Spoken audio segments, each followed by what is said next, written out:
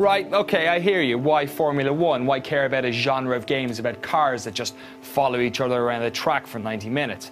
Well, as it happens, there are plenty of good reasons to care about Formula One games. It's a genre that's been around almost as long as games have. Games where you travel over 200 miles per hour under massive G-force stress on circuits all around the globe. It's a series that's been through its fair share of ups and downs and has been brought back from the dead while most of the racing genre crumbled around it. It's made by developers who work tirelessly for the love of the sport as well as the craft, building on the shoulders of giants. It's boost button pushing, gorgeous looking, high stakes, globe trotting, spine shaking, concrete crushing, rubber dissolving racing. A multiplayer sport where victory lies in the hands of each competitor. F1 is crazy and about as close to a video game as real life's ever going to get. But like the best of video games, the devil's in the detail. So as we look ahead to the release of Codemasters' third F1 game, I thought it was worth looking back at a genre whose story has more twists and turns than an afternoon at Monaco. And who better to take us through that than the developers who've dedicated their life's work to being part of its illustrious history.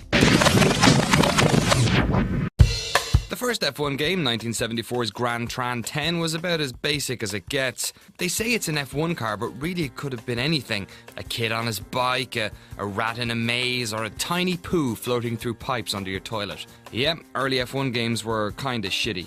The first universally popular F1 game was Namco's 1982 arcade classic Pole Position. It was so popular it went on to be the most popular coin-op arcade game of 1983.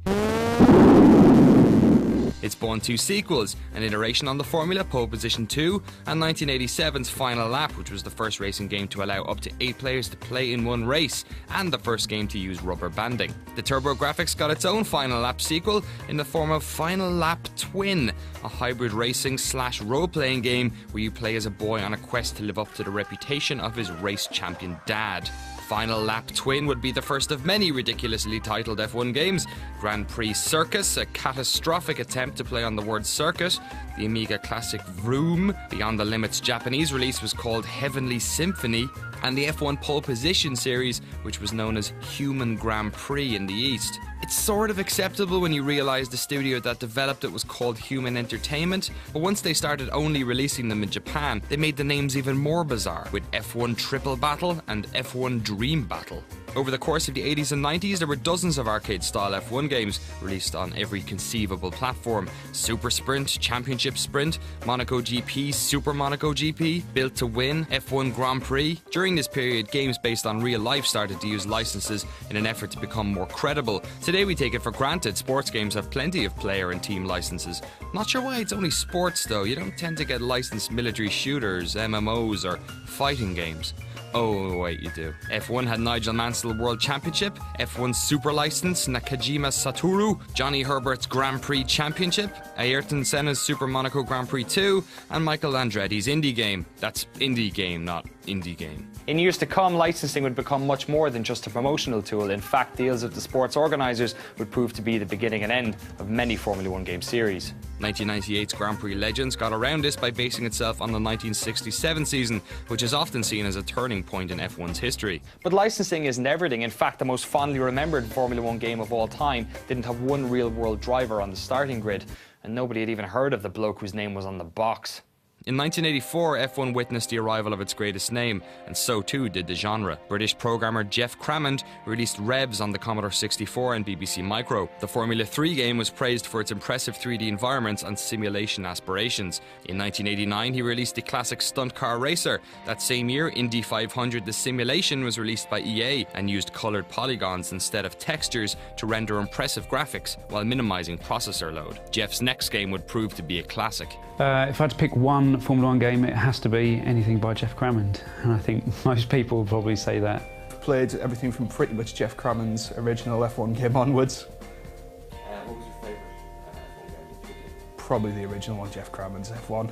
Yeah, I mean for me, I still remember sitting in a dark bedroom playing F1, Jeff Crammond's F1 on the Amiga. Still thought of by most people that have played Formula One games or racing games in the past as being a legend when it comes to making those classic games. Jeff Crammond's Formula One Grand Prix, known as World Circuit in the US, came out in 1992. The polygon graphics led Crammond to display realistic approximations of real-world tracks, while the groundbreaking physics system made for some incredibly realistic racing for the time. I played that start to finish full season, completely destroyed a joystick in the process because of the number of gear changes. I remember reading in the magazines a review of Jeff Crammond's first Formula 1 game on the Amiga, which also came out on the Atari ST at the time. Looking at the graphics thinking, it's all 3D, look at these polygons, it's amazing. There's only about 4 colours in use, but it did look really impressive. I've still got our 3-disc copy of Formula 1 Grand Prix we got bundled with our old Amiga 600. My sister used to be incredible at it, but she doesn't play video games anymore. Now, I play video games for a living, and I was so bad at it that the only way I could win was by turning off flags on my car's damage model and driving around the circuit backwards, taking out every other car until I was the last one standing and won by default.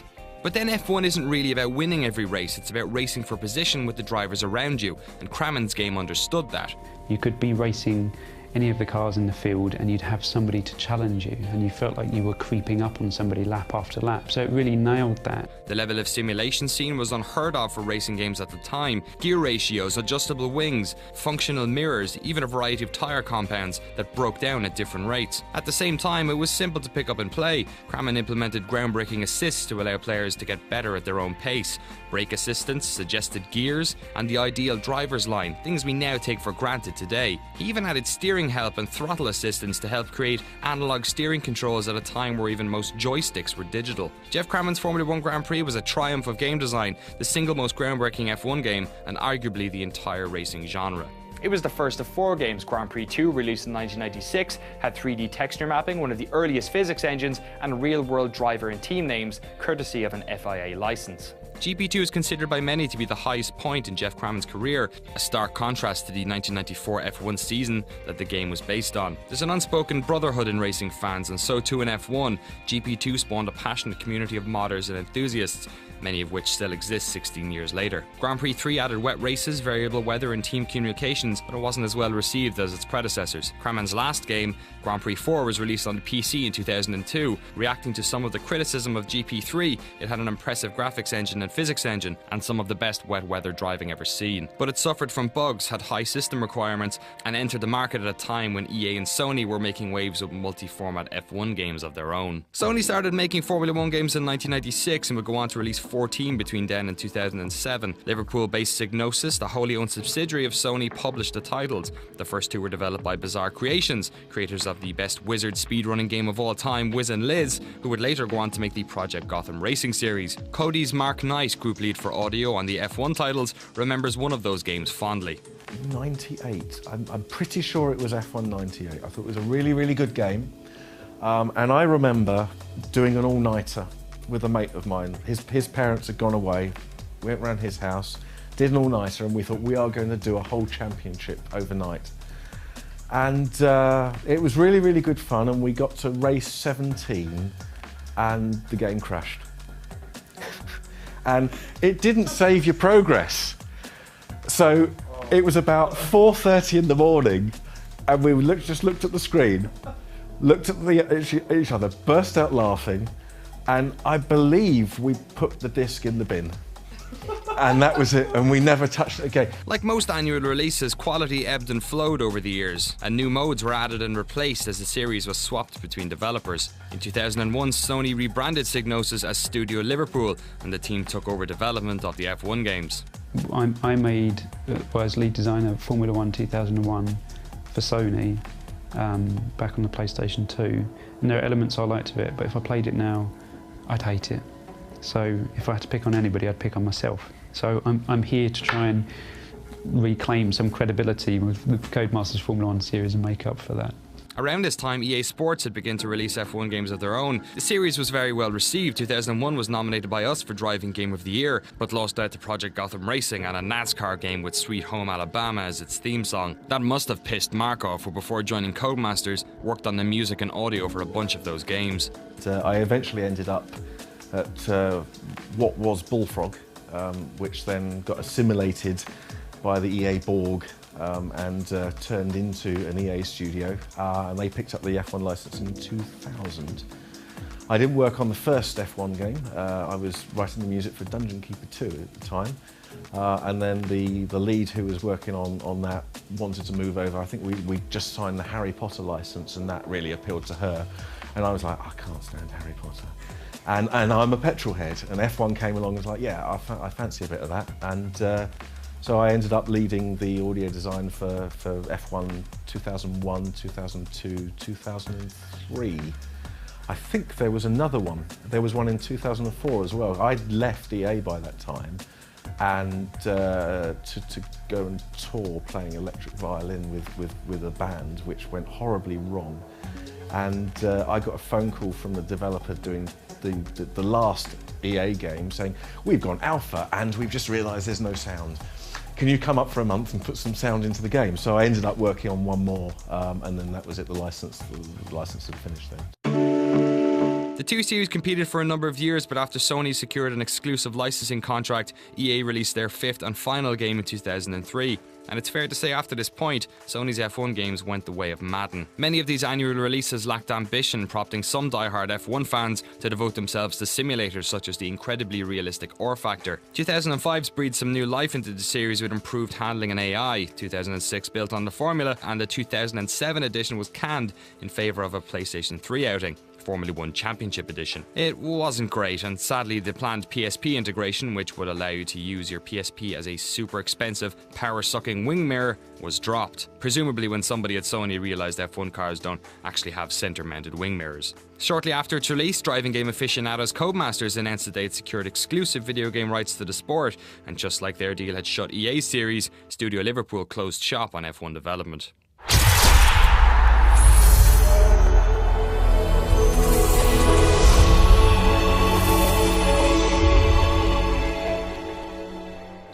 Starting back in 10, that was our big launch as to what we'd do with Formula 1, give it a completely new angle. There's a lot of effort that went into that, and a lot of effort into kind of finishing that in time.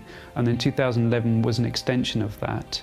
We were just trying to refine certain elements, but those two early games were very much built around the concept of people understanding Formula 1.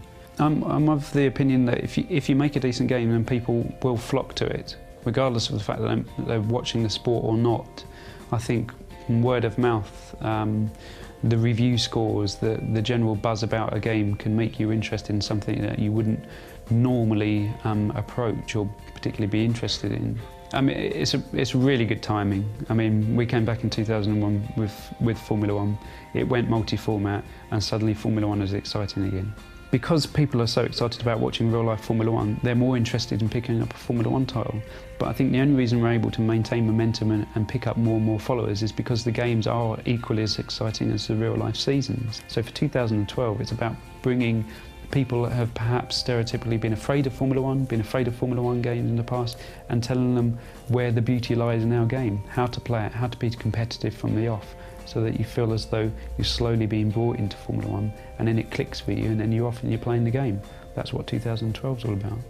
Codemasters have risen to the challenge to create some of the best Formula 1 games of all time, and all eyes are on F1 2012 to see if they have a Crammond beater in them. In any case, you have to appreciate the care and attention that goes into these games. Massive teams of Formula 1 fans who've been brought up on the games of old and are now entrusted with the genre's future, a responsibility they appreciate and take very seriously. Oh, it's exceptional. I've been a fan of F1 pretty much all my life. Been about 22 years. I still sometimes don't quite believe that I actually finally, after that many years, got lucky and finally got to work on something that I really, really wanted to. None of my mates can believe it half the time either. They just think I've got the best job in the world. They don't get how much effort and time we put into it, but it's a very nice feeling to finally sort of know in the morning that I'm going to go and work on something that I really, really care about. You know, it means a lot. I love F1, I always have done. So what's your favourite Formula 1 game? Have you played any of the new ones yet? Or does this whole Formula 1 thing still seem too complicated? Let us know your thoughts in the comment box below. Next week's episode involves me flying to Mother Russia for a super secret mission. So my review of Formula 1 2012 is probably going to be a little bit late, maybe Wednesday or Thursday of this week. Unless, of course, I'm put in jail for being a journalist, or I'm shot or eaten by bears. In which case, you probably shouldn't bother subscribing to the show.